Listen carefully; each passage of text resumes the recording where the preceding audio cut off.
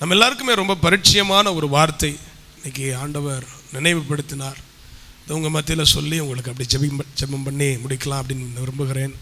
ரோமருக்கு எழுதின நிருபம் 8ஆம் அதிகாரம் 28வது வசனம். அன்றியும் அவருடைய தீர்மானத்தின்படி அழைக்கப்பட்டவர்களாய் சகலமும் நன்மைக்கு ஏதுவாய் நடக்கிறதென்று அறிந்திருக்கிறோம். கரங்களை உயர்த்தி ஒரு அல்லேலூயா சொல்லலாமா? இன்னைக்கு ஆண்டவர் இந்த வசனத்திலிருந்து 2 வார்த்தைகளை அதிகமாக என்கிட்ட பேசிக்கிட்டே இருந்தார். நம்ம இந்த உலகத்தில் சேஃபாக வாழ்கிறதுக்கு காரணம் என்ன அப்படின்னு நினைக்கிறீங்க? இந்த உலகத்தில் நம்ம ஏதோ தப்பிச்சு நம்ம போகிறோம் இல்லையா? ஒவ்வொரு சிச்சுவேஷனையும் கடந்து போகிறதுக்கு காரணம் என்னன்னு நீங்கள் நினைக்கிறீங்க? என்ன? கிருபை. இப்போ நம்ம ஒரு வசனம் வாசித்தோம் இல்லையா? இப்போ நம்ம இந்த வசனத்தை வாசித்தோம், நீங்கள் எல்லாரும் பார்த்துருப்பீங்க. இந்த வசனத்தை வாசித்ததுக்கப்புறம் நான் ஒரு கேள்வியை கேட்குறேன். அப்போ அந்த கேள்விக்கான பதில் எதில் இருக்கும்? இப்போ வாசித்த வசனத்தில் இருக்கும். கண்டுபிடிங்க. தேவனிடத்தில் அன்பு கூறுவவர்களுக்கா? ஆமாம், அவருடைய தீர்மானத்தின்படி அழைக்கப்பட்டவர்கள். ஹல்லேலூயா. கரங்களை உயர்த்தி ஒரு அல்லேலூயா சொல்லுங்க. ஹல்லேலூயா. அவருடைய தீர்மானத்தின்படி அழைக்கப்பட்டவர்கள். அவருடைய தீர்மானம்னா என்ன? இதெல்லாம் அவ்வளோ பெரிய 10 மார்க் கொஸ்டினா? கொஞ்சம் சொல்லுங்க, உதவி செய்யுங்க தயவு செய்து. தீர்மானம்னா ஒரு முடிவு. ஒரு தீர்மானம் எடுப்பா அப்படின்னு சொல்றது என்ன அர்த்தம்? முடிவு. அப்போ ஒரு திட்டத்தோடு அவர் நம்மை அழைத்திருக்கிறார். ஒரு அல்லேலூயா சொல்லுங்க. நான் விசுவாசிக்கிறது இல்லை, இதுதான் சத்தியம், இதுதான் நிஜம். நம்ம சபையில் இருக்கிற அந்த சின்ன குழந்தை வயதானவர்கள் வரைக்கும் ஒரு திட்டத்தோடு அழைக்கப்பட்டவர்கள். ஹல்லேலூயா. சத்தமா ஒரு அல்லேலூயா சொல்லுங்க. அப்ப என்னுடைய பாதுகாப்பு இயேசு கிறிஸ்துவின் இரத்தத்தினால நாம் பாதுகாக்கப்படுகிறது உண்மைதான். நம்முடைய அநேகருடைய ஜெபங்கள், பரிசுத்தமானவர்களுடைய கண்ணீர்களினால சில அனுபவங்கள், சில அனுகூலமான சூழ்நிலைகள் நமக்கு கடந்து வர்றது உண்மைதான். உபவாசத்தினாலும் ஜெபத்தினாலும் தரித்திருக்கிறதுனால சில காரியங்களை நம்ம பெற்றுக்கொள்வதும் உண்மைதான், இல்லைன்னு இல்லை. ஆனால் நம்ம நிறைய நேரம் ட்ராக் மாறுறோம் இல்லையா? வலதுபுறம் இடதுபுறம் வசனத்தை விட்டு அப்படி இப்படி போகிறோம் இல்லையா? இன்னும் நம்ம நிற்கிறதுக்கு காரணம் அவர் நம்மேல் வைத்த அழைப்பு. ஹல்லேலூயா. அதாவது கர்த்தருடைய பிள்ளைகளை நம்ம நிற்கிறதுக்கு காரணம் நம்முடைய உண்மை அல்ல, அவருடைய உண்மை.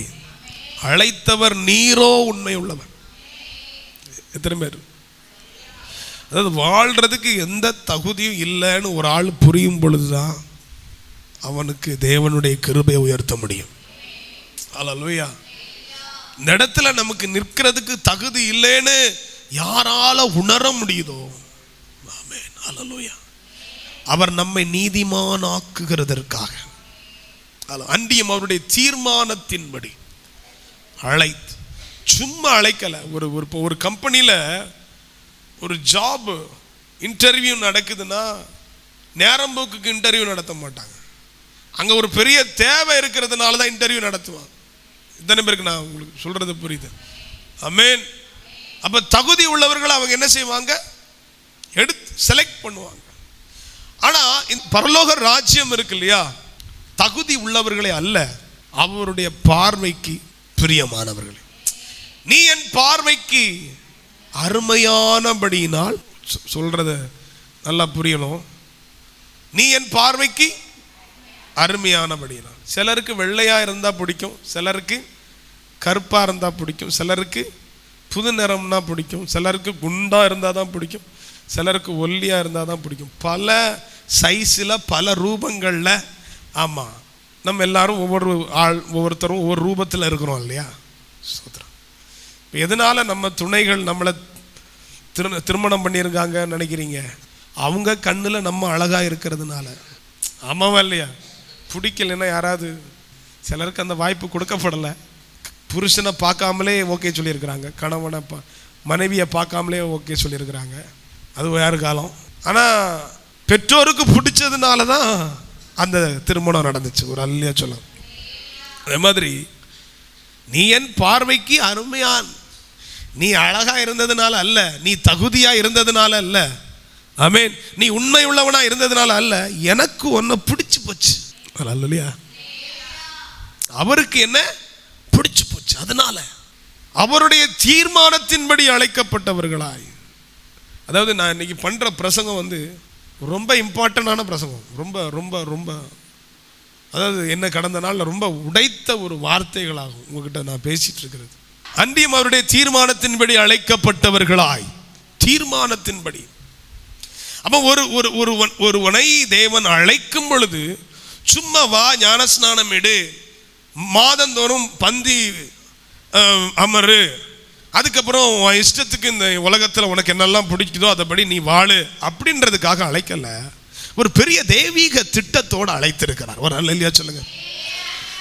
ஆமென். அதாவது இந்த திட்டம் தான் என் மேல ஒரு அழைப்பை கொண்டு வந்திருக்கிறது. அந்த அழைப்பு தான் என்னை பாதுகாக்கிறது. ஆமென். அல்லேலூயா. 29வது வசனத்தை நீங்க வாசிங்க. 8ஆம் அதிகாரம் 29வது வசனத்தை நீங்கள் வாசிக்கும் பொழுது, தம்முடைய குமாரன் முதற் பேரானவராய் இருக்கும் பொருட்டு. அப்ப இந்த அழைப்பை எதற்குனா, முதல்ல நான் அவருடைய தம்பியா அல்லது ஒரு தங்கச்சியா, ஒரு சகோதரனாகவோ ஒரு சகோதரியாகவோ மாறுவதற்கான ஒரு அழைப்பு. அல்லேலூயா. அப்ப திட்டம் என்னன்னா, ஒரே பேரானவர் முதற் பேரானவரா மாறிட்டார். நான் அவருடைய சகோதரனும் சகோதரிகளுமாய் இருக்க வேண்டும் என்பதற்காக தான் அவர் என்ன செய்கிறார், அழைத்திருக்கிறார். அதுதான் தீர்மானம். அல்லேலூயா. அதாவது அழைப்பு என்பது, நம்ம அநேக நேரத்தில் நம்ம ஜெபிக்கிறது எப்படி ஜெபிக்கிறோம், ஆண்டவரே நான் என்ன செய்ய. அப்படி எத்தனை பேர் ஜெபிச்சிருக்கிறீங்க? ஒரு தடவை, வருஷத்தில் ஒரு தடவை, வாழ்க்கையில் ஒரு தடவை? ஆமாம், கொஞ்சம் கையை தூக்கி காமிங்க. நான் என்ன செய்ய சித்தமாக இருக்கிறேன். ஆனால்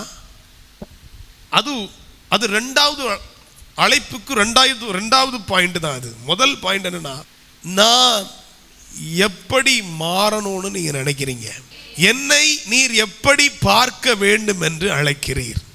அப்ப அழைப்பு என்னன்னா, என்கிட்ட சில பலவீனங்கள் இருக்கிறது, என்கிட்ட சில துன்மார்க்கமான சுபாவங்கள் இருக்கிறது, வேண்டாத காரியங்கள் இருக்கிறது, கோபங்கள் இருக்கிறது, முன்கோபம் இருக்குது, அப்புறம் வேற என்ன இருக்கு, சோத்திரம், அப்புறம் வேற எதுவுமே இல்லை, நான் விசுவாசிக்கிறேன். அப்ப அது ஏதோ ஒன்று இருக்குது இல்லையா, அதை மாறுறதுக்காக அவர் என்னை அழைத்து அவரை போல ஒரு சாந்தமுள்ள, மிகுந்த சாந்தமுள்ளவர்களா என்னை மாற்றணும் அப்படின்னு அவர் விரும்புகிறார். ஏதோ ஒரு மாற்றத்தை என்னில் அவர் விரும்புகிறார். ஹல்லேலூயா.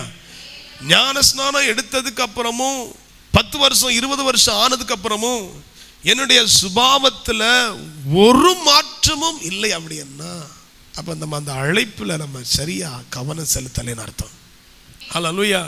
அதாவது ஜென்ம சுபாவம் அழிக்கப்படுறதுக்கு ரொம்ப கஷ்டம். ஆனால் அதை அவர்கிட்ட நீங்கள் கொடுத்துட்டீங்கன்னா, இந்த ஜென்ம சுபாவம், இந்த விஷயத்தில் நான் கொஞ்சம் முன்கோபம் என்கிட்ட இருக்குது, இது ஆனால் ஏதோ தவறு அப்படின்னு நீங்கள் உணரணும். அது உணரும் பட்சத்தில் அதை ஆண்டவரிடத்தில் நீங்கள் அறிக்கையிடும் பொழுது அந்த பலவீனத்தை அவர் என்ன செய்வார், மாற்றுவார். ஹல்லேலூயா. அவர் என் மூலமா நிறைய காரியங்களை செய்ய விரும்புகிறார். ஆனா அதுக்கு முன்னாடி எனக்குள்ள கிரியை செய்ய விரும்புகிறார். ஆமென். நீங்க அதாவது உங்களுக்கு ஒரு காரியம், இன்னொரு காரியம் சொல்லும்படி விரும்புகிறேன். தானியேலின் புஸ்தகம் 1ஆம் அதிகாரம் அதனுடைய 3வது வசனத்தை வாசிங்க. நெபுகாத்நேச்சார் என்கிற ஒரு பாபிலோன் ராஜா இருக்கிறார். அவருக்கு சிலரை அவருடைய அரசியல் கலந்த சில வேலைகளை செய்வதற்காக சிலர் என்ன செய்கிறார். 1ஆம் அதிகாரம் 3வது வசனம், தானியேல் 1:3. அப்பொழுது இஸ்ரவேல் புத்திரருக்குள்ளே, இப்ப சிலரை அவன் தேர்ந்தெடுக்கிறான். அவனுடைய அந்த செலக்ஷன் ப்ராசஸ்ல அவன் சில கிரைட்டீரியாவை வச்சிருக்கிறான். ஒரு அல்லேலூயா சொல்லுங்க. சில சில சில நிபந்தனைகளை அவன் வைத்திருக்கிறான். அந்த நிபந்தனைகளுக்குட்பட்ட இந்த குவாலிட்டி, இந்த கேரக்டர், ஆமென், ஒரு என்ன சொல்றது, குவாலிஃபிகேஷன், இப்படிப்பட்ட காரியங்களை ஒரு 5 வச்சிருக்கிறார். அதுல எல்லாத்துலயுமே ஒருத்தனை செலக்ட் பண்ணும்போது அந்த எல்லாத்துலயுமே அவன் என்ன செய்யணும், அந்த செலெக்ஷன் ப்ராசஸ்ல அவன் என்ன செய்யணும்? தப்பணும். ஒரு அல்லேலூயா சொல்லுங்க. முதல் பாருங்க, ஒரு நார்மலா ஒரு ஒரு ராஜா, அந்த ராஜாவுக்கு வேலை செய்யறதுக்கு ஒருத்தனை தெரிந்து கொள்ளப்படணும்னா அவன் முதல்ல அவனுடைய குடும்பம் எப்படிப்பட்ட குடும்பமா இருக்கணும் அப்படின்னா, ராஜ குலத்துல பிறந்திருக்கணும். ஒரு அல்லேலூயா சொல்லுங்க. இப்ப யாராவது ஒரு ஆள் ராஜ குலத்துல பிறந்திருக்கீங்களா? ரெண்டாவது, துரைமார்கள் அப்படின்னா நோபிள், அதாவது நல்ல சொல்ற மாதிரி குடும்பம். ஆமென். நல்ல நல்ல நல்ல நல்ல பெரிய குடும்பம் அப்படின்னு சொன்ன இந்த ஊர்ல இது மதிக்கத்தக்க ஒரு குடும்பம். அப்படிப்பட்ட ஏதாவது குடும்பத்தில் நீங்க இருக்கிறீங்களா? பிறந்திருக்கிறீங்களா? இல்லை. சரி, அடுத்து பாருங்க, யாதொரு மாசும் இல்லாதவர்கள். அது ஆங்கிலத்தில் பிளெமிஷஸ்னு போட்டிருக்கு. பிளெமிஷஸ் அப்படின்னா உங்க ஸ்கின் டோன்ல எந்த ஒரு பேச்சஸும் இருக்கக்கூடாது. பிளெமிஷஸ்னா தெரியும், ஏதாவது கருப்பு எங்கேயாவது இருந்துன்னா அவன் ரிஜெக்டட். அதுக்கப்புறம் அழகு, சில மக்கள் என்ன இது இருந்தாலும் அழகா இருப்பாங்க, ஆனா அழகா இருந்தாலும் முகத்துல எந்த ஒரு பிம்பிள்ஸ், ஆமா, அந்த ஒரு பேச்சஸ் கூட இருக்கக்கூடாது. அடுத்து மாசும் இல்லாதவர்களும், அடுத்து அழகானவர்களும், அடுத்து சகல ஞானத்திலும், அழகுல, குடும்பத்துல, அடுத்து ஞானத்துக்கு வராங்க, ஞானத்துல தேர்ந்தவர்கள், அடுத்து அப்புறம் கல்வியில், ராஜாவின் அரண்மனையிலே, இது எல்லாம் இருந்தாலும் அரண்மனையில சேவிக்கிற திறமை இருக்கணும். ஒரு அல்லேலூயா சொல்லுங்க. ஒரு பாபிலோன் ராஜாவுக்கு வேலை செய்ய வேண்டிய ஒரு நபருக்கு இத்தனை குவாலிட்டி இருந்தாதான் இப்ப பரலோக ராஜ்யத்துக்கு நம்ம வேலை செய்யறதுக்கு அழைக்கப்பட்டிருக்கிறோம். நமக்கு என்ன குவாலிட்டி இருந்து பரலோக ராஜ்யத்துக்காக நம்ம அழைத்திருக்கிறார்? அவருடைய தீர்மானத்தின்படி அவர் நம்மை அழைத்திருக்கிறார். நம்மகிட்ட என்ன இருக்குது? ஒண்ணுமே இல்லை. ஹல்லேலூயா. நம்மகிட்ட இருக்கிற குறையே உளையான சேற்றில் இருக்கிறது. பாவிகளா இருக்கையில் அவர் நம்ம கிருபையா தான். அந்த அழைப்பு வர்றதுக்கு நம்ம எதுவுமே செய்யல, அவருடைய தீர்மானம் தான் நம்மளை அழைக்க வைத்திருக்கிறது. ஒரு அல்லேலூயா சொல்லுங்க. அப்ப இந்த அழைப்பு ரொம்ப முக்கியமானது. இந்த அழைப்பு நம்ம தாறுமாறா நம்ம ஜீவிதம் போயிட்டு இருந்தாலும் இந்த அழைப்பு நம்மளை பாதுகாக்குது. அப்படின்னா சரியா போனா நம்மளோட ஜீவிதம் எப்படி இருக்கும்? அழைப்புல நின்னா நம்மளோட வாழ்க்கை எப்படி இருக்கும்? இன்னைக்கு கேட்கணும் எல்லாரும் ஆண்டவர்கிட்ட, வீட்டில் போய் கேட்கணும், நைட்டு தூங்கும் போது ஜெபிக்கணும், என்னை எதற்காக அழைத்தீர்? ஒரு அல்லேலூயா சொல்லுங்க. எத்தனை பேர் கேட்பீங்க? என்ன சின்ன பிள்ளைங்க முதல் எல்லா தங்கச்சிமாரு, தம்பிமாரு, எல்லா பெரியவர்கள், தாய்மார்கள், தகப்பன்மார்கள் கேட்கணும் இன்னைக்கு போய், எதற்காக என்னை ரட்சித்தீர்? ஹல்லேலூயா. சும்மா ஏதோ வந்தோம் அதுக்கல்ல, அதற்காக அல்ல கர்த்தர் நம்மை அழைத்தது. நீங்க பாருங்க, இந்த வேதாகமத்தில் பழைய ஏற்பாட்டிலேயும் சரி புதிய ஏற்பாட்டிலேயும் சரி, ஆண்டவர் சந்தித்த யாராவது சும்மா சந்திச்சிருக்கிறாரா? சொல்லு, சும்மா யாரையாவது சந்திச்சிருக்கிறாரா? சும்மா யாராவது அபிஷேகம் பெற்றிருக்கிறாங்களா? சும்மா யாராவது ஞானஸ்நானம் எடுத்திருக்கிறாங்களா? 12 பேர் அவருக்கு தேவை. அவரே போய் சந்திக்கிறார். ஹல்லேலூயா. எத்தனை பேருக்கு நான் சொல்றது புரியுது? திட்டம் இருந்தா அவரே சந்திக்கிறார். நான் சொல்றேன், உங்க பிள்ளைகள் மேல தேவ திட்டம் இருந்தா அவரே சந்தித்து கொண்டு வருவார். ஒரு அல்லேலூயா சொல்லுங்க. எவ்வளவு தூரம் போனாலும், எவ்வளவு எருசலேமில் இருந்து எம்மாவும், ஆமென், ஏசப்பா எழும்பின உடனே என்ன செஞ்சிருக்கணும்? ஏசப்பா எருசலேமுக்கு போய் இவங்க 2 பேரும் இல்ல, என்ன சொல்லியிருக்கணும்? அடுத்த வாரம் 10 நாள் கழிச்சு நான் வருவேன், அவனு 2 பேரும் இங்க வந்து இருக்க சொல்லு. நம்ம இயேசுன்னா அப்படிதான் சொல்லியிருப்போம். சும்மாவே நமக்கு வீரியம், ஒரு இயேசுக்கு அது இல்லை. ஏன்னா அவர் ஒரு பெரிய திட்டம் வச்சிருக்கிறார் 2 பேர் மேல. அதனால அவர் என்ன செய்யறாருன்னா, யாரையும் அனுப்பல, இன்ஃபர்மேஷன் கொடுக்கல, அவரே போய் சந்திக்கிறார். நான் வேணும் அப்படின்னா அவர் என்னை தேடி வருவார். அந்த மாதிரி தான் நம்மளை தேடி வந்து பிடிச்சிருக்கிறார். அதாவது நீங்க பைபிள்ல இருக்கிற ஒரு எதையாவது யாராவது ஒருத்தரை நீங்க பாருங்க, தேவனால் சந்திக்கப்பட்ட எல்லாருமே பெரிய சரித்திரம் படைத்திருக்கிறார்கள். ஹல்லேலூயா. நீங்க சரித்திரம் படைக்கணும்னு தான் ஆண்டவர் உங்களை அழைச்சிருக்கிறார். நீங்க ஏதோ ஒரு காரியத்தை கர்த்தருக்காக செய்ய வேண்டும் என்று அழைத்திருக்கிறார். நீங்க ஃபாஸ்டிங் பிரேயர்ல ஜெபித்து கொண்டிருக்கும் பொழுது, அதாவது 2 விதமான ஜெபம் உண்டு. நீங்க ஃபாஸ்டிங் பிரேயருக்கு வந்திருந்தா தெரியும். அதாவது நம்ம அந்த ப்ரேயர் பாயிண்ட்ஸ்லாம் எழுதிட்டு வந்து நம்ம ஜெபிக்கிற காரியம் நம்முடைய சபையில் கிடையாது. ப்ரேயர் பாயிண்ட்ஸ் இருக்குல்ல, இந்த ப்ரேயர் பாயிண்ட்ஸ் அதாவது விசுவாசிகள் தங்களுடைய நிலைகளை சொல்ல அதை வச்சு ஜெபிக்கிற காரியம். அதாவது இந்த ப்ரேயர் பாயிண்ட்ஸை யார் முடிவு பண்ணுறது? இந்த ப்ரேயர் பாயிண்ட்ஸை யார் முடிவு பண்ணுறது? இப்போ நான் வந்து நம்ம சபையில் நம்ம ஜெபிக்க போகிறோம் இல்லையா? இப்போ ஒரு 10 ப்ரேயர் பாயிண்ட்ஸ் நம்ம ரெடி பண்ணுறோம்.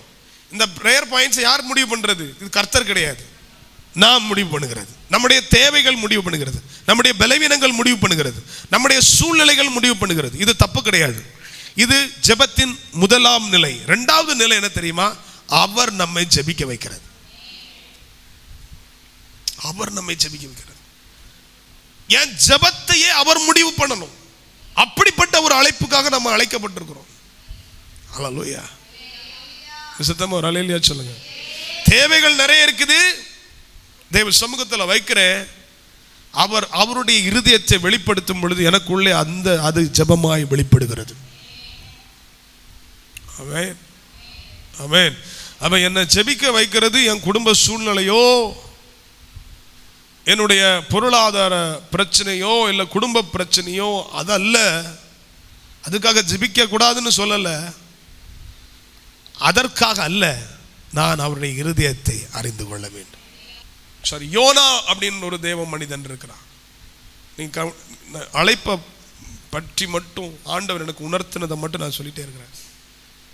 1-2 வசனங்களை நீங்க வாசிக்கும் பொழுது அங்கே யோனாவுக்கு ஒரு அழைப்பு வருதுமா. அது எப்படிப்பட்ட அழைப்பு பாருங்க. கர்த்தருடைய வார்த்தை உண்டாகி நீ எழுந்து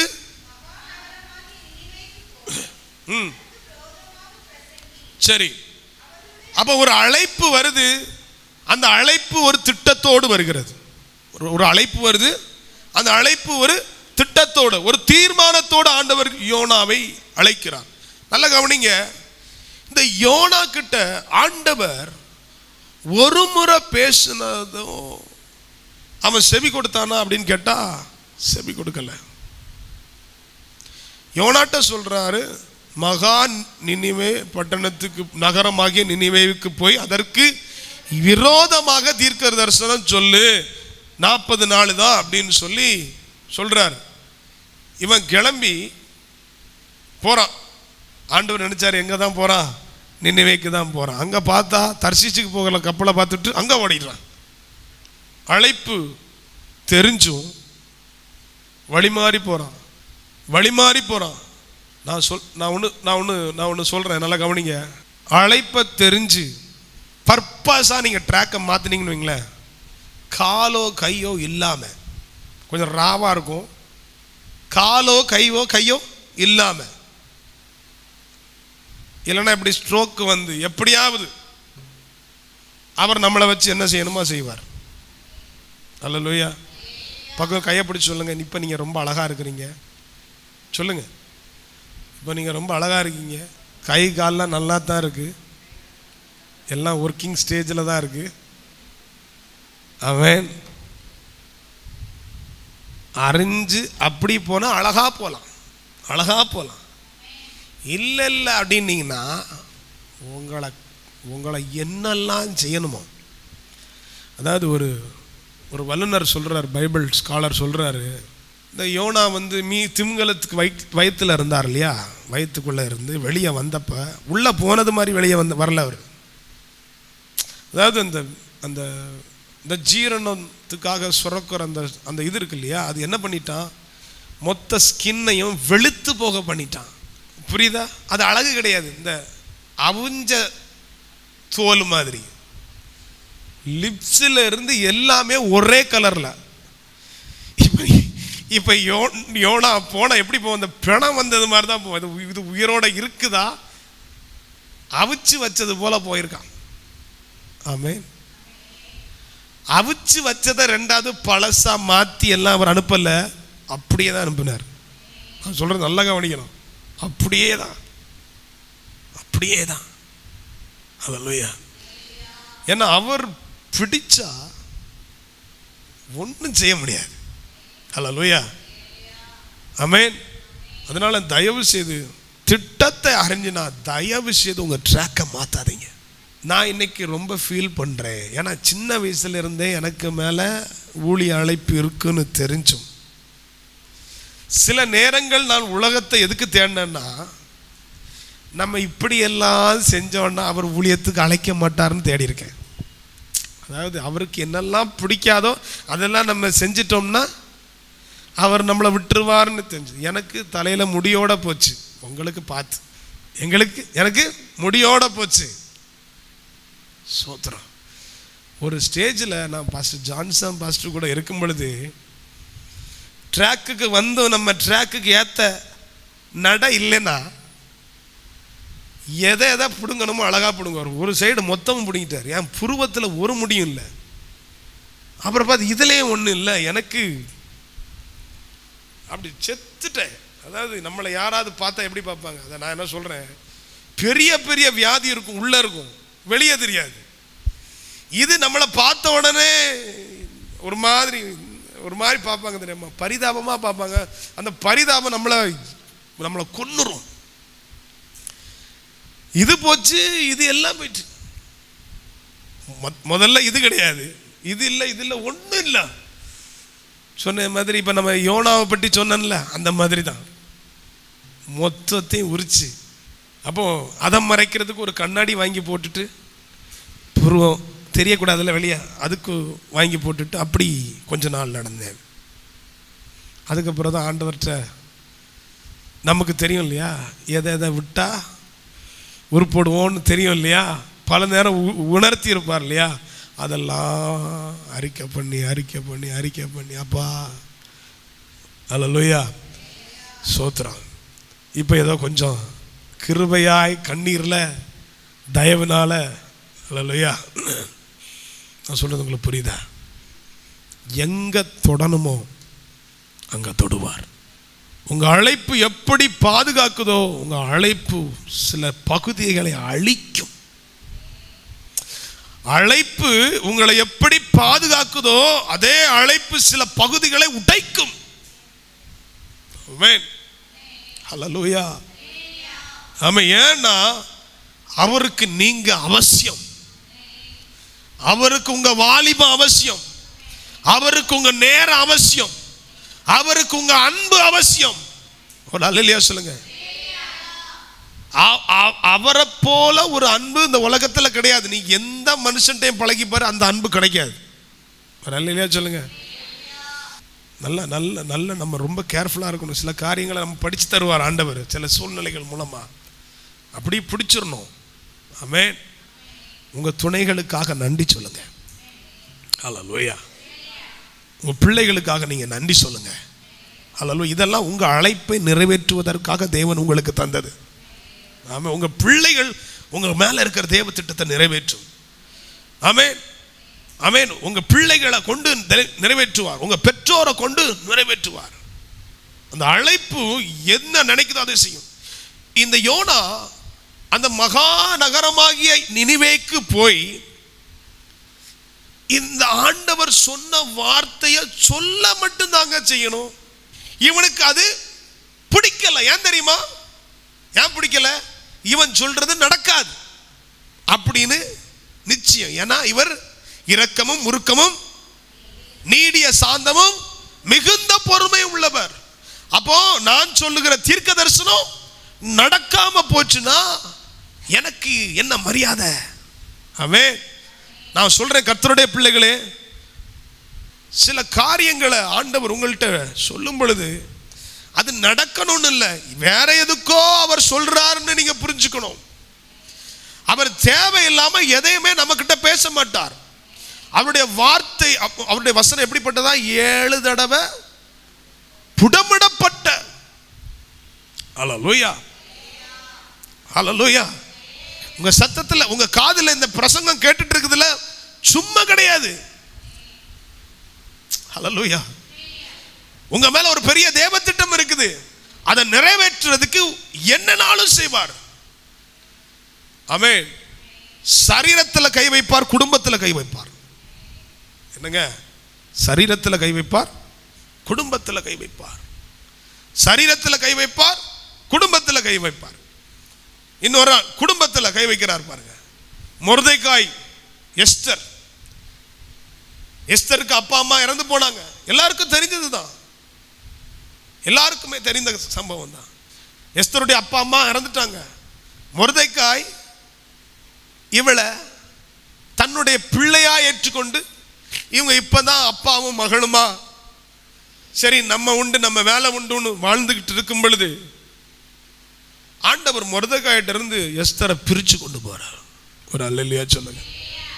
நான் ஒன்று உங்கள்கிட்ட சொல்றேன். இன்னைக்கு எனக்கு ஆண்டவர் நேற்று சொன்ன காரியம், சிலரை பாவிகள் மத்தியிலிருந்து பிரித்தெடுக்கிறார், சிலரை பாவத்திலிருந்து பிரித்தெடுக்கிறார், சிலரை வம்சத்தில் ஒருவனா பிரித்தெடுக்கிறார்.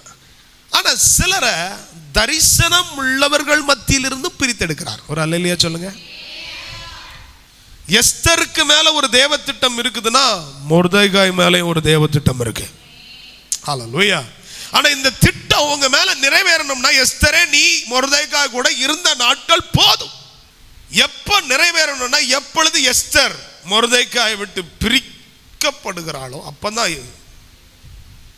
பாருங்க, சில சில உறவுகள், சில ஃப்ரெண்ட்ஷிப் சம்பந்தமே இல்லாம ஆண்டவர் பிரித்தெடுப்பார் பாருங்க. பிரித்தெடுக்கும் பொழுது பாத்தீங்கன்னா, பிரித்தெடுக்கப்பட்டவங்க இருக்காங்கல்ல, டக்குன்னு வளர்ந்துருவாங்க, டக்குன்னு ஒரு உயர்வு. பார்த்துருக்கீங்களா? நம்ம கூட தான் இருந்தான், நம்ம கூட தான் படித்தான், ஆளு வேற மாதிரி இருக்கிறான். நம்ம அப்படி அப்படி இருந்தா கூட பரவாயில்ல, அதை விட பயங்கரமா கீழே, அதை விட கீழே இருக்கிறோம். நான் சொல்றது புரியுதா? எஸ்தர் எங்க போனா? அரண்மனையில போனா. அவளுக்கு அவ்வளவு கவனிப்பு.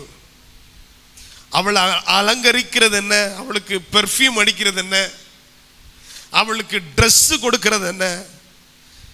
அங்க போன உடனே பாருங்க, ஆண்டவர் என்ன பண்றாருன்னா எல்லாருடைய கண்களிலும் தயவை கட்டளையிடுகிறார். ஒரு அல்லேலூயா சொல்லுங்க. உயர்வுன்னா அவ்வளவு உயர்வு, கட கட கட கடன். கடைசி பார்த்தா ராஜா தன்னுடைய கிரீடத்தை எஸ்தருக்கு தான் வைக்கிறான். மொர்தெகாய் எங்க இருக்கிறான் சொல்லி, அவன் எங்க இருக்கிறான் இப்போ? யாரோ ஒரு ஆள் கேட்டுக்கு வெளியிலன்னு சொன்ன மாதிரி இருக்கு. கரெக்டா? கேட்டுக்கு வெளியில, அரண்மனை வாசலின் முற்றத்தில் அவன் படுக்க, அவனுடைய இருப்பு, அவனுடைய வேலையே கேர் ஆஃப் பிளாட்ஃபார்ம். வீட்டில் இருந்தவனை ரோட்ல படுக்க வச்சாச்சு. அரவணைக்கப்பட்டவள் வஸ்தியின் ஸ்தானத்தில் கொண்டு வச்சாச்சு. ஆனா இவன் அப்படியே தான் இருக்கான். ஒரு அல்லேலூயா சொல்லுங்க. ஆனா இந்த மொர்தெகாய் இருக்கான்ல, பேருக்கு தகப்பன் ஸ்தானத்தில் இருக்கல, அவன் தகப்பனாகவே இருந்தான். என் பிள்ளைக்கு என்ன நடக்குது, அவன் இன்னைக்கு சாப்பிட்டாளா, அவளுக்கு என்ன வருது, ஏய் இங்க இருந்து ஆலோசனை சொல்றான். நீ யூத கொலோன்னு நீ சொல்லிடாத, நீ உன்னுடைய பேக்ரவுண்டை வெளிப்படுத்திடாத, ஏன்னா உனக்கு தயவு வரணும், உனக்கு கிருபை வரணும். நீ அரண்மனைக்குள்ள மட்டும் போனா போதாது, உன் மேல இருக்கிற தேவ திட்டம் வெளிப்படணும். இவன் கேரா பிளாட்ஃபார்ம்ல இருக்கிறான். ஆனா இவனுடைய அதே உபதேசத்தை கேட்க ஒருத்தி தன்னை தாழ்த்தி இருந்தார். ஒரு அல்லேலூயா சொல்லுங்க. உங்க அழைப்புல நீங்க நிக்கணும்னா சில நேரங்கள் தோற்றது போல தோண்டுகிறவர்களை வச்சு கூட உங்கள்கிட்ட பேசுவார். அந்த நேரம் நீங்க நினைக்க கூடாது, இவர் என்ன சாதிச்சா என்கிட்ட வந்து சொல்றதுக்குன்னு. அது தேவ சத்தம், அது தேவ சத்தம், அது தேவனுடைய ஆலோசனை. எத்தனை பேரோட ஆண்டவர் பேசுறார், இவர் என்ன சாதிச்சார்? No no no no no. அன்னைக்கு மட்டும் சாமுவேல் ஏலியினுடைய வார்த்தைக்கு கீழ்ப்படியலனா ஆண்டவர் வந்து நின்று இருக்க மாட்டார். சாமுவேலே சாமுவேலேன்னு கூப்பிடுறாரு பாருங்க. இந்த சத்தத்தை கேட்ட உடனே ஓடி போய் ஏலிய போய் கூப்பிட்டீரான்னு போறான்ல. இப்போ அங்க என்ன நடக்குது? ஏலி அப்புறம் சொல்ற மூணாவது தடவை, எப்ப இனி கூப்பிட்டா என்ன தேடாத, சொல்லும் அடியேன் கேட்கிறேன்னு சொல்லு. அவர் குருடன் தான், பிள்ளை வளர்க்க தெரியாதவர் தான், பிள்ளைகளை கடிந்து கொண்டு வளர்க்கல. ஆலயம் ஆலயம் போல இல்லை ஏலியின் வாழ்க்கையில. இப்ப கண்ணும் தெரியல, ஆனா இந்த பிள்ளை ஆண்டான். ஒரு அல்லேலூயா சொல்லுங்க. நம்ம அப்பாவுடைய வார்த்தைக்கு கீழ்ப்படுகிறதுல பிள்ளைய போல இருக்கணும். சொல்லுங்க, பிள்ளைகளை போல. அதனாலதான் நீங்க சிறு பிள்ளைகளை போல மாறலைன்னா பரலோக ராஜ்யத்துக்கு போக முடியாது. கையப்பிடி சொல்லுங்க, சின்ன பிள்ளைகளை மாதிரி கீழ்ப்படிங்க. ஆமென். சின்ன பிள்ளைகளை போல கீழ்ப்படிங்க. பரலோக ராஜ்யம் அவர்களுடையது, பரலோக ராஜ்யம் அவர்களுடையது. ஆமென். சிறு பிள்ளையை போல மாறலைன்னா பரலோக ராஜ்யம் கிடையாது. ஹல்லேலூயா, ஆமென். ஆனா பாருங்க, நான் சொல்றேன், அழைப்பு தான் நம்மை பாதுகாக்கிறது அப்படின்னு சொல்றதுக்காக ஒரு வார்த்தை சொல்றேன். ஆமான் நட்ட தூக்கு மரத்திலிருந்து மொர்தெக்காய் எஸ்கேப் ஆனதுக்கு காரணம் என்ன தெரியுமா? அவன் மேல் இருந்த அழைப்பு. ஹல்லேலூயா சொல்லுங்க. ஆமான் போட்ட தூக்கு மரத்துக்கு இவன் எஸ்கேப் ஆனதுக்கு காரணமே கர்த்தர் அவன் மேல் வைத்த ஒரு தேவ திட்டம். கரங்களை தட்டி கர்த்தருக்கு ஒரு மகிமை செலுத்துவோமா? உங்க மேல ஒரு தேவ திட்டம் வச்சிருக்கிறார். உங்களுக்கு சில அதிகாரத்தை அவர் வச்சிருக்கிறார். உங்களுக்குன்னு ஒரு வீட்டையும் வச்சிருக்கிறார். சொல்லுங்க, ஒரு அதிகாரம், ஒரு திட்டம், ஒரு அதிகாரம், ஒரு வீடு. சொல்லுங்க, ஒரு திட்டம். ஆண்டவரே, சத்தமா சொல்றவங்களுக்கு மட்டும் கொடுங்க ஆண்டவரே. சித்தம், ஒரு திட்டம். ஆமா, சொல்லலைன்னா தயவு செய்து கொடுத்துறாங்க ஆண்டவரே. ஆமென். திட்டம், அப்புறம் அதிகாரம், வீடு. வீடு வீடு ஆமென். நான் சொல்றேன், நீங்க வாழ்ற வீடெல்லாம் எனக்கு பிடிக்கலங்க. ஆண்டவர் உங்களுக்கு நல்ல வீடுகளை தருவாராக. ஆமென். எனக்கே பிடிக்கல, அவருக்கு எப்படி பிடிக்குமா? உங்களுக்கு நல்ல வீடுகளை தருவார். ஆமாம். இந்த வருஷத்தில் இப்போ தான் ஒரு பால் காய்ப்பு முடிச்சிருக்கிறோம். ஆமாம், இன்னும் நல்ல வீடுகளை கர்த்தர் தருவார். ஆமாம், சொல்லுங்க, தருவார், தருவார். வீட்டில் இருந்தவனை பிளாட்ஃபார்மில் உட்கார வச்சார்ல, திட்டத்தினால தான் பிளாட்ஃபார்மில் இருந்தான். சொல்லுங்க, திட்டத்தினால தான் அரண்மனை முற்றையில் இருந்தான். சொல்லுங்க, நான் திட்டத்தினால தான் சிட்சிக்கப்படுகிறேன். என் மேல அவருடைய அழைப்பு இருக்கிறதுனால தான் சிட்சிக்கப்படுகிறேன். என் மேல அவருடைய அழைப்பு இருக்கிறபடினால தான் உடைக்கப்படுகிறேன். என் மேல அவருடைய அழைப்பு இருக்கிறதுனால ஒண்ணு இல்லாம உட்கார்ந்து இருக்கிறேன். எல்லா கதவுகளும் அடைக்கப்பட்டதற்கு பின்பாக அவருடைய பரிபூர்ண திட்டம் இருக்கிறது. கரங்களை தட்டி கர்த்தருக்கு ஒரு மகிமை சொல்லுங்க. நான் திட்டத்தின் மத்தியில இருக்கிறதுனால தான் ஒண்ணு இல்லாத நிலைமையில சில நேரங்களில் ஆவியானவர் என்னை உட்கார வைக்கிறார். ஓ glory glory glory. ஒண்ணும் இல்லாத நிலையில, ஒண்ணும் இல்லாத நிலையில. ஆமென். ஹல்லேலூயா. எத்தனை பேருக்கு ஆண்டவர் பேசுகிறார்? பிளாட்ஃபார்ம்ல இருக்கிற ஒரு நிலையில இருக்கிற ஒருவனுடைய ஜீவனை ஒருத்தன் எடுக்க போறோம். அவனுடைய ஜீவனை ஒருத்தன் பறிக்க விரும்புகிறான். அவனுக்கு என்னன்னா, ஆமானுக்கு என்னன்னா, மொர்தெக்காவை தூக்கல போடுறதெல்லாம் ஒரு பெரிய மேட்டர் கிடையாது. ஆனா மொர்தெக்காவை நான் யாருன்னு உனக்கு காட்டுறேன். ஹல்லேலூயா. ஆமான் தன்னை யார் என்று மொர்தெக்காய்க்கு நிரூபிக்கும்படிக்குதான் அவன் என்ன செய்யறான்னா, 127 நாடுகளில் இருக்கிற யூதர்களை கொல்லுவதற்கு அவன் முத்திரை வைக்கிறான்.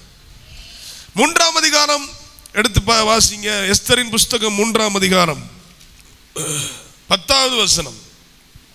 அப்பொழுது ராஜா தன் கையில் இருக்கிற தன் மோதிரத்தை கலட்டி அவனை, சரி இப்படி சொல்லுவோம், தன் மோதிரத்தை கலத்தி ஆமானிடத்தில் கொடுத்து. ஆமென். ராஜா என்ன செய்யறாரு? அவனுடைய அதிகார மோதிரத்தை எடுத்து கலட்டி யாரு கொடுக்கிறாரு? ஆமான் கையில கொடுக்க. ஆனா ராஜா கொடுக்கும் பொழுது ராஜாவுக்கு தெரியாது இந்த மோதிரம் ஆமானுக்குரியது அல்ல என்று ராஜாவுக்கு தெரியாது. ஹல்லேலூயா. இந்த சத்தம் ஒரு அல்லேலூயா சொல்லுங்க. ஆனா என்னை அழைத்தவருக்கு தெரியும் இந்த அதிகாரம் ஆமானுக்குரியது அல்ல, இந்த அதிகாரம் மொர்தெக்காய்க்குரியது என்று. ஆமென்.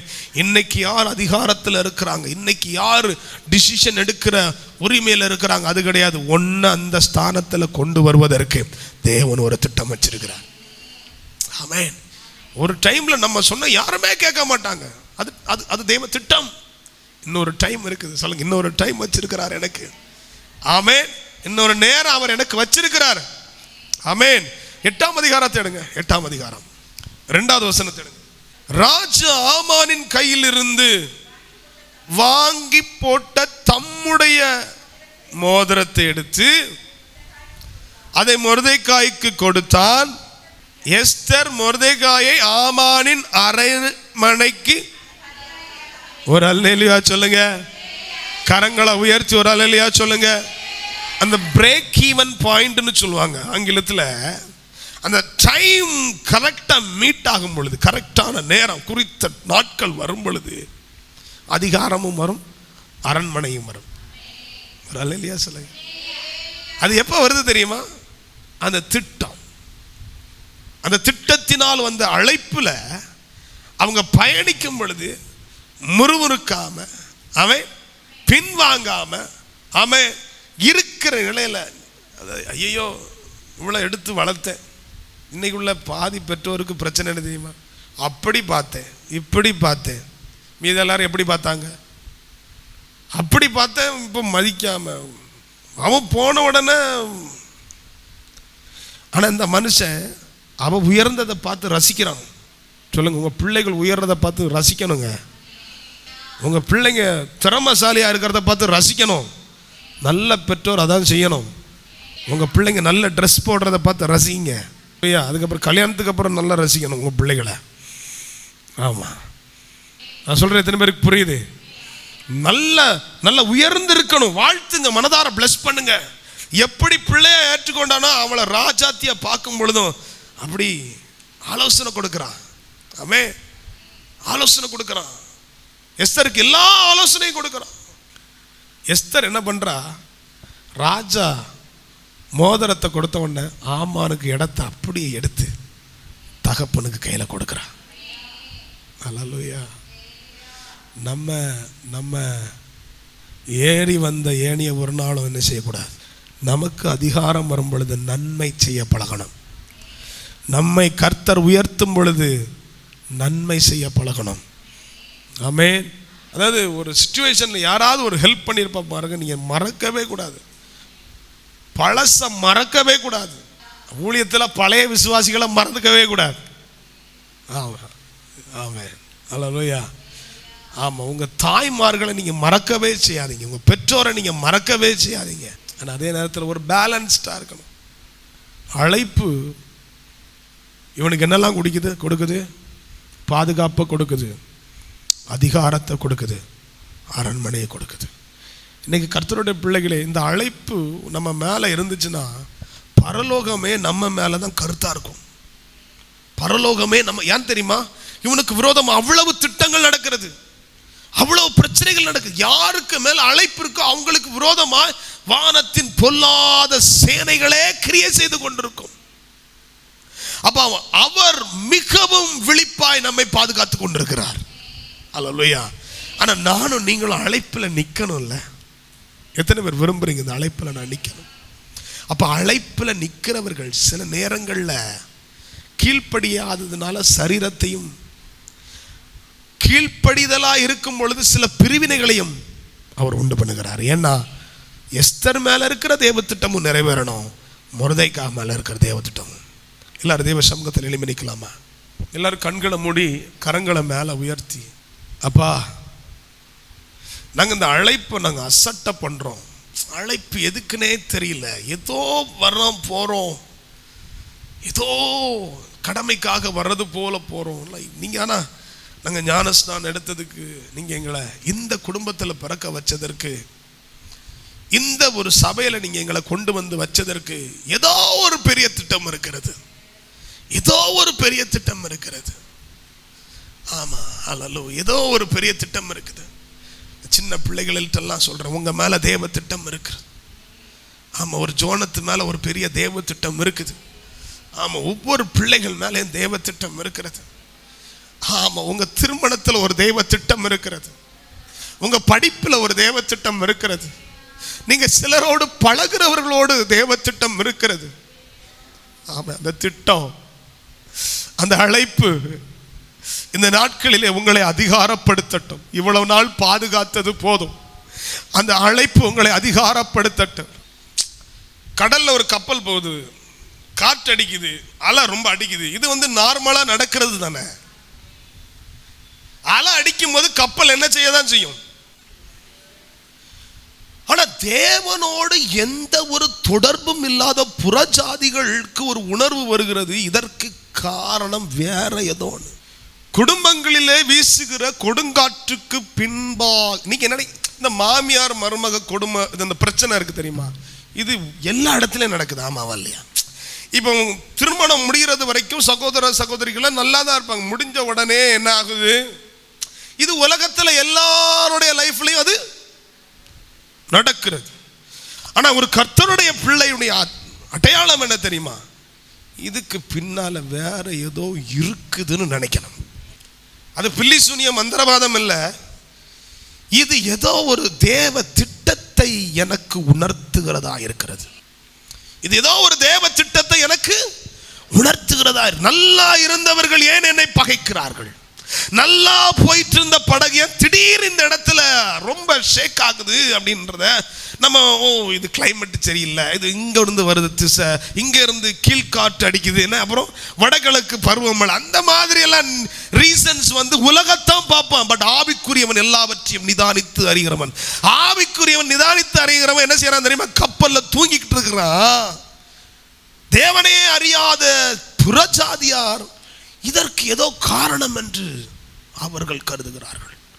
போய் யோனாட்ட கேட்கிற வார்த்தை என்ன தெரியுமா? அடுத்த வசனம் போடும். அப்பொழுது அவர்கள் அவனை நோக்கி, யார் நிமித்தம் இந்த ஆபத்து நமக்கு நேரிட்டது என்று.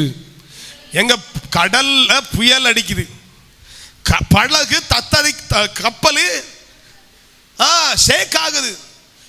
இந்த மனிதர்கள் நினைக்கிறாங்க யாரு நிமித்தம் நினைக்கிறாங்க. எப்படி நான் சொல்றது எத்தனை பேருக்கு புரியுது? நம்ம குடும்பங்களில் வருகிற பிரச்சனை யார் நிமித்தம்? அது என் நிமித்தமான முதல்ல ஒரு மனுஷன் கேட்கணும். யார் நிமித்தம்? யார் நிமித்தம்? இந்த இது நார்மல், எல்லா குடும்பத்திலையும் நடக்கிறதா. பட் யார் நிமித்தம், எதனால் நடக்கிறது? யாரு நான் சொல்றேன் கர்த்தருடைய பிள்ளைகளே நல்லா கேளுங்க. நீ கரெக்டான ட்ராக்ல இல்லைன்னு வைய, உன் குடும்பமே அங்கலாய்க்கப்படும். நீ கரெக்டான ட்ராக்ல உன் பிள்ளைகள் தத்தளிக்கப்படுவார்கள். அழைக்கப்பட்டு நீதிமானாக்கப்பட்டு இரத்தத்தினால கழுவப்பட்டதுக்கு அப்புறம் அழைத்த அழைப்புல நிக்கலனா உன் கூட பயணிக்கிற எல்லாருக்கும் கேடு. அல்லேலூயா. கேக்குறாங்க யார் நிமித்தம் இந்த பிரச்சனை? Who is the reason behind the cyclone? யாரால இந்த புயல் வருகிறது? யாரால வருது இந்த புயல்? யாரால இந்த பிரச்சனை வருது? யார் கேட்கிறா?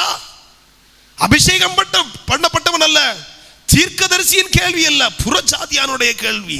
இன்னைக்கு அழைக்கப்பட்ட கர்த்தருடைய பிள்ளையே, இரத்தத்தினால் கழுவப்பட்ட கர்த்தருடைய பிள்ளையே, நீ ஏன் உன்னை பார்த்து ஒரு கேள்வி கேட்க உன்னால முடியல? எதனால? பாருங்க, அவர்கள் அவனை நோக்கி யார் நிமித்தம் இந்த ஆபத்து நமக்கு நேரிட்டது என்று நீ எங்களுக்கு சொல்ல வேண்டும். உன் தொழில் என்ன? நீ எங்கே இருந்து வருகிறாய்? உன் தேசம் எது? நீ என்ன ஜாதி? ஹல்லேலூயா. கரங்களை உயர்த்தி வரலையா? எங்க இருந்து எங்க ஓடி போற? திட்டத்தை அறிஞ்ச பிறகு எங்க ஓடிட்டு இருக்கிற? திட்டத்தை அறிஞ்ச பிறகு நீ என்ன செஞ்சிட்டு இருக்கிற? ரத்தத்தால கழுவப்பட்டதுக்கு அப்புறம் என்ன நீ பண்ற? என்னோட ஒரு நாளும் தேவ சமூகத்தில் உட்கார்றது இல்ல. எதற்காக தேவ சமூகத்தில் உட்கார்றீங்க? ஹல்லேலூயா. அடுத்த வார்த்தை பாருங்க, 9வது வசனத்தில் அவன் சொல்றான், என்ன பெரிய பொய் சொல்றான். நான் எபிரெயன், சமுத்திரத்தையும் பூமியை உண்டாக்கின அவன் சொல்ற அவனை குறித்து நான் பயபக்தி உள்ளவன். பயபக்தி உள்ளவனுக்கு இங்க என்ன வேலை? பயபக்தி உள்ளவனுக்கு தர்சீசுக்கு போறதுக்கு என்ன வேலை? எத்தனை பேர்ட்ட ஆண்டவர் சொல்றார், நீ அதிகாரம் படைச்சவன் தான், நீ அழைக்கப்பட்டவன் தான், ஆனா உன்னால ஒரு பெரிய பூகம்பமே வந்துட்டு இருக்குதே. நீ என்ன நினைக்கிற? நான் பயபக்தி உள்ளவன், நான் வைராக்கியம் உள்ளவன். வைராக்கியம் உள்ளவனா உனக்கு இங்க என்ன பாகல? அது அவன் வாயாலே சொல்றான். எவ்வளவு போய் பாருங்க. உணர்வு இல்லாதவர்களுடைய இருதயம் இருளடைஞ்சு போச்சு. அவனுக்கே தெரியல அவன் பயபக்தி. நான் நினைக்கிறேன் நான் பயபக்தி உள்ளவன் நினைக்கிறேன். நான் நினைக்கிறேன் I am going on the right track, கரெக்டான இடத்துல போயிட்டு இருக்கேன். No no no, you are on the wrong track. இந்த புயலுக்கு பின்னாடி வேற ஏதோ இருக்குது. யார் அதற்கான காரணம்? இந்த புயலுக்கு பின்பாக யார் நிக்கிறா? இன்னைக்கு ஆண்டவர் என்ன தெரியுமா சொல்றாரு? அழைப்புல வந்துருங்க. என் பிள்ளை, நீ அழைப்புல வந்துட்டனா உன் மேல இருக்கிற எல்லா திட்டங்களை உன் மூலமா நிறைவேற்றி உன் மூலமா மகிமைப்படுகிறது போல. ஹல்லேலூயா. ஏசப்பா என்ன தெரியுமா சொல்றாரு? ஆண்டவரே, நான் உம்மை மகிமைப்படுத்தும்படிக்கு நீர் என்னை மகிமைப்படுத்தும்.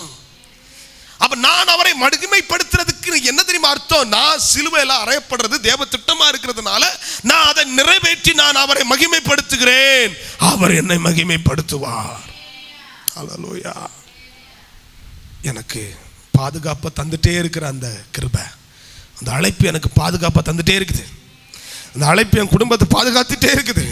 அந்த அழைப்பு என் பிள்ளைகளை பாதுகாத்துட்டே இருக்குது.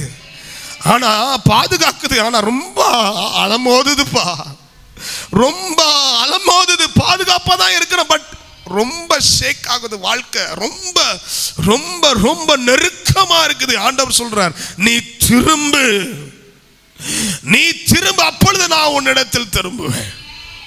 நீ திரும்ப, அப்பொழுது நான் உன்னிடத்தில் திரும்புவேன். ஆண்டவர் உணர்த்துகிறார். ஹல்லேலூயா. பாருங்க, நினிவேல போய் இந்த மீன் வாந்தி பண்ணி போட்டதுக்கு அப்புறம் 3ஆம் அதிகாரத்தில் முதல் வசனம், இரண்டாந்தரம் போதும். முதல்ல ஒரு இடத்துல உட்கார்ந்து இருக்கும் பொழுது வந்துச்சு. இப்போ நினிவேல கொண்டு போய் போட்டதுக்கு அப்புறமும் வார்த்தை 2வது தடம் வருது.